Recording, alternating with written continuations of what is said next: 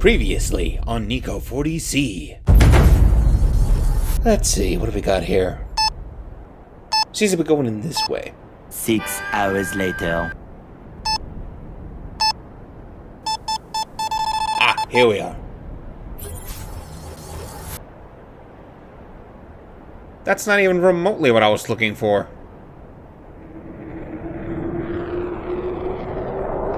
What sounds like a thunderhawk? You will answer my questions forthright. How did you come to be in possession of this filth? Who made this heretical peace against our blessed High Marshal?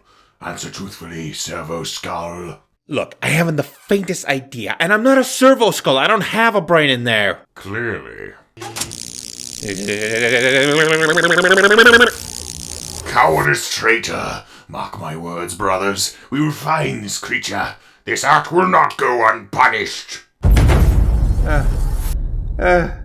Where's the bed? I need a bit of a lie down. 7 months later. Man, I have not been making just anything. I feel like I should start getting on my project. Whoa! Whee!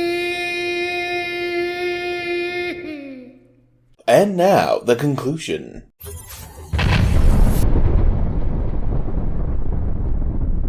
Alright, enough excuses.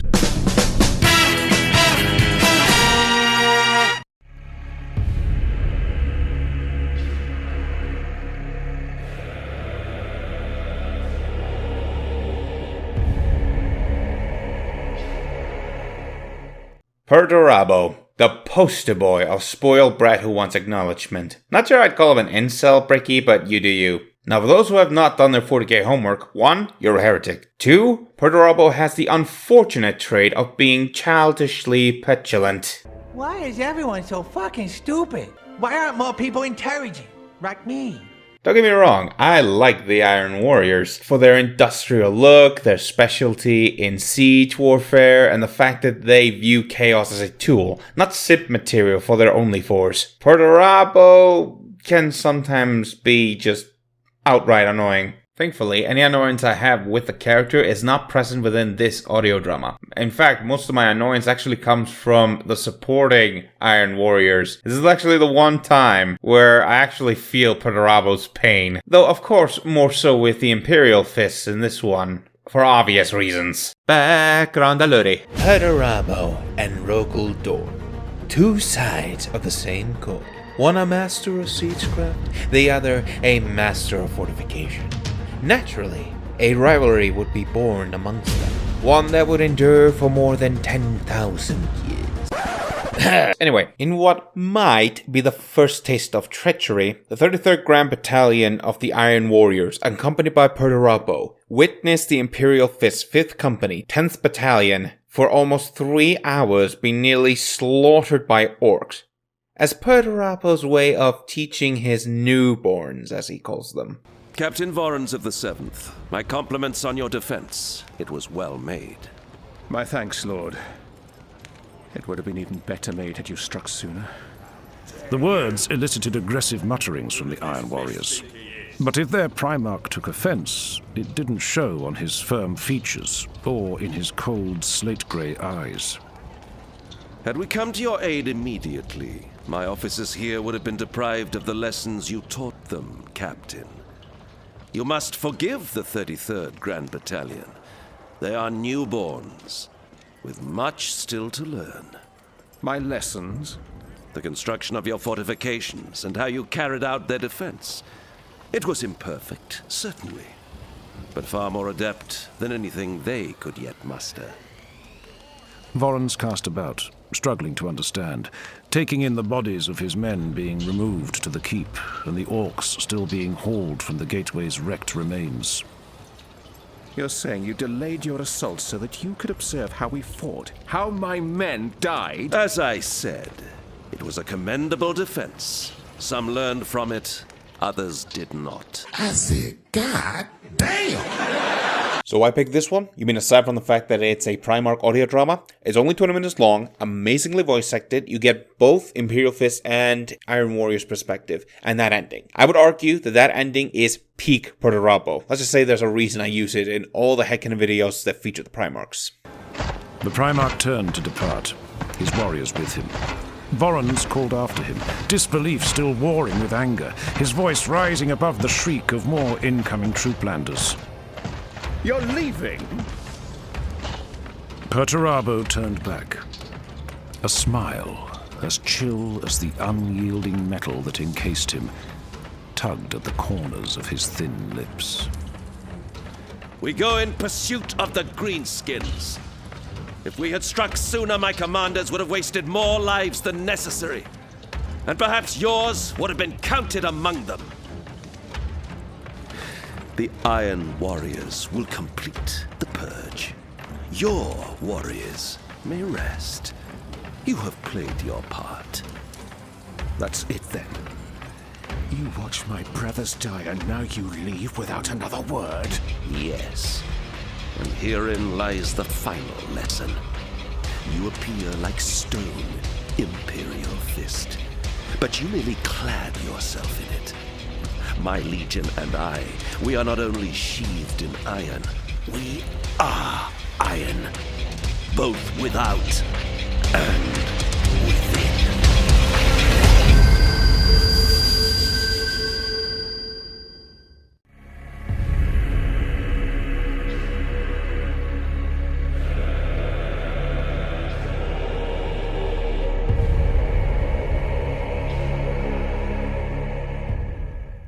Rogal Dorn is my favorite of the loyalist Primarchs. Now granted, I have a bit of a soft spot for Lim and Russ because Viking werewolves.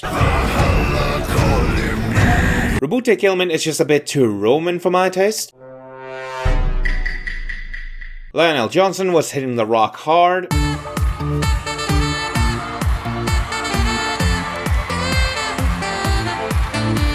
Sadly, I have very little interest in Mongol-style Space Marines, so I don't know much about Jagadai Khan. You bring great dishonor to family. Sanguinius is pure bro material, as well as Vulcan. And Heavy and the Medic share a legendary bromance. But Korax is depressing, and Ferrus Menace was so forgettable his skull was used for soccer practice. Oi, cunt, did you just call it soccer? It's footy, you fucking donut. I gotta stab you with my knife. Ah, that's better. Basically, my favoritism comes from the fact that without Rogal Dorn, there is no Imperial Fists, no Crimson Fists, and most importantly, no Black Templars. So for his audio drama, what else but the Lightning Tower? If you listen to The Dark King, you'll remember that Rogal Dorn was attacked by Conrad Curse about his visions. Well, there's a reason these two audio dramas are bundled together, because this is technically a continuation of The Dark King, but from Rogal's perspective in the Lightning Tower. Anyway, this story begins with Rogal Dorn prepping for the inevitable siege of Terra, and dreads the fact that he has to fortify the Imperial Palace, a symbol of humanity's unity under the Emperor, into a hideous fortress. To hear Rogal Dorn describe it, it's ugly. Ugly is what they will do if they find the Annapurna Gate weak and flimsy. It's still ugly. The Orbus and Lazialite work encrusting that gate took Menzo of Travad 30 years to complete. Pilgrims flock here simply to see it. They say it surpasses even the Eternity Gate in its aesthetic. Aesthetic now? I do so love our conversations, Rogal. They're quite contrary. I mean, you, the warrior, and me, the craftsman, and you lecture me on aesthetics. I'm not lecturing. Well, of course you're not, said Singh. But it is a necessity. I mean, how many legions does the upstart have with him now? Too many. So? Begin work tomorrow at sunrise. Dismantle the gate with care and store the dismantled elements in the vaults. We will put the work back when this is done. Singh nodded. We will put everything back, thought Dorn. When this is done, we will put everything back the way it was. just know this is not really about a battle so much as it's an introspection on Rogal's part. So if you prefer things that are more battle related, there are better ones out there, but personally as I'm getting older, I'm more interested in what characters are thinking. Dorn sighed. You're kind, old friend, but my heart is lead. This should never have been necessary. I searched the limits of my imagination, and still I can conceive of nothing that begins to explain this war. Pride and ambition, insult, jealousy, they're not enough. Not nearly enough. Not for a Primarch. They're too petty and mortal to drive a Primarch to such extremity. They might provoke an argument, a feud at the worst. They would not split the galaxy in half. Dorn looked up at the night sky, and yet, against all reason, he comes. Guilliman will stop him. Rabute is far away. Rusten, the Lion, the Khan. Dorn shook his head. I don't think they'll stop him either. I think he'll roll on until he reaches us. Then we'll stop him, said Archimus. Won't we, sir? Of course we will. I just wish... What? Nothing. You wish what, sir? Archimus asked. Nothing. Also, this is Malcador the Sigillite do tarot for Rogal, and saying that out loud makes it sound a lot sillier than it is, but I find it interesting. If I do have a nitpick with a lightning tower, it's Malcador's voice. The council can manage for a while without me, Malcador replied. I like to take the air at this time of night. The Imperium never rests, but at night, up here in the thin air of the old Himalaya, I find there is at least an illusion of rest, a time to think and free the mind. Now, Danny Webb is really good as Rogal Dorn, and he absolutely nailed it as Conrad Curse, but his Malcador is not the best. If you want the best Malcador the Sigillite, well then listen to the Sigillite. My failure was in underestimating the true enemy. The ruinous powers have emboldened their champions among the 18, and the war began before we were ready. And so, every toll of that bell gives me pause to question. Was this death one we intended, or yet another innocent soul I might have saved? That is my burden to bear, and I do so that the Emperor may concentrate on the final battle to come. Will he win? The future is not my area of expertise. I trust in his vision, as we all must. Didn't intend to make 2 recommendations in one video, but I already did that with the last one, so now for the last Primarch in this video.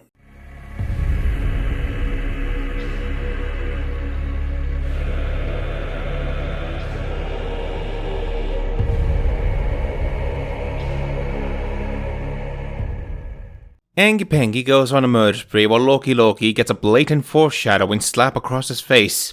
Quite odd to be describing an audio drama that goes on for 1 hour this way, but it's more than accurate. Of course, there are other things that happen as well. You do get nice little snippets of Khan the Betrayer and Lotara Sarin, though I kinda imagine people are gonna be split on Lotara's betrayal here because it's not like the memes. Okay, I said I wouldn't do a lore on the Primarchs, but I'm gonna summarize the fast as I can for the necessary context. Angron was born in a lab but was whisked away by the gods of chaos, or his mama if you believe the retcon. Out of the warp, he lands on a planet of Nuceria, a civilized planet that also just happens to have gladiatorial arenas. Enslaved, Angron is forced to have the Butcher's Nails installed, a cybernetic cortical implant that makes his wearer forcibly aggressive as a way of getting them to fight. Doing so will allow them to feel pleasure as opposed to pain.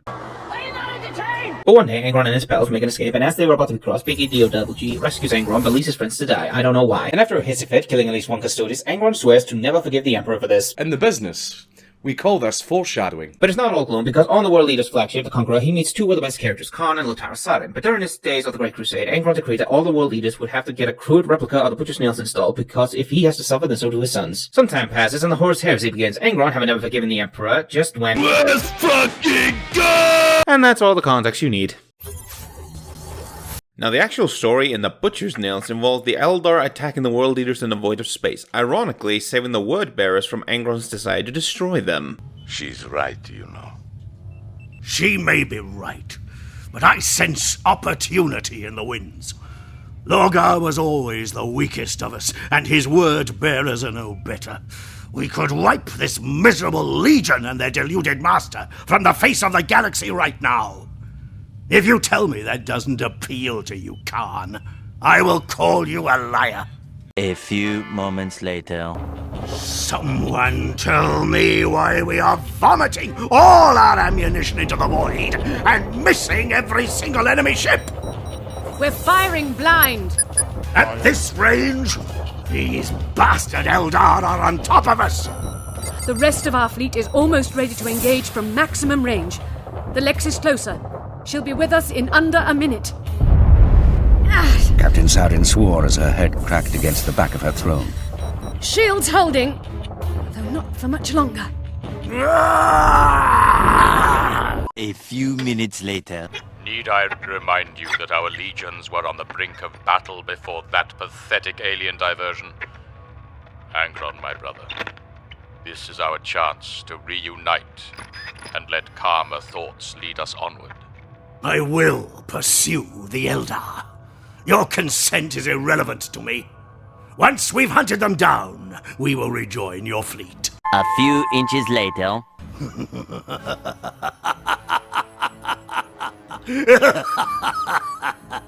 I fail to see what is so amusing. Have you ever considered the easiest way to resolve this, my priestly brother, might be just to come with us? Logar said nothing.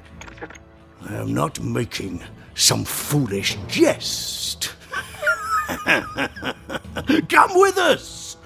We'll crush these alien bastards beneath our boots and burn their fragile ships from the inside out.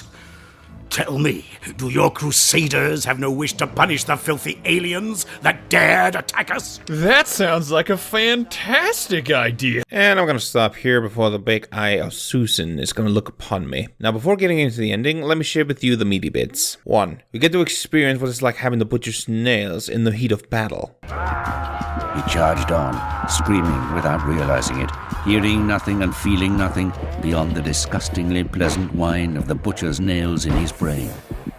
The wrath brought clarity. At last, with the spikes buried in the meat of his mind, finally spitting their most waspish outpourings, Angron was allowed to drift, to dream, to remember. Serenity.